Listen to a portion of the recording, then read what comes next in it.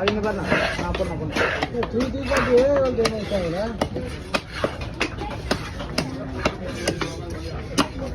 உண்மையை சொல்லணும்னா சரி, உண்மையை சொல்லணும்னா ஒரு மாசம் அந்த 3 வாரம் ஞாபகம் இருக்கா உங்களுக்கு? 3 வாரம் ஞாபகம் இருக்கா? ஆமா, 3 வாரம் நம்ம வீடியோ எடுக்காம இருக்கு. பிரச்சனை இல்லாம போச்சு.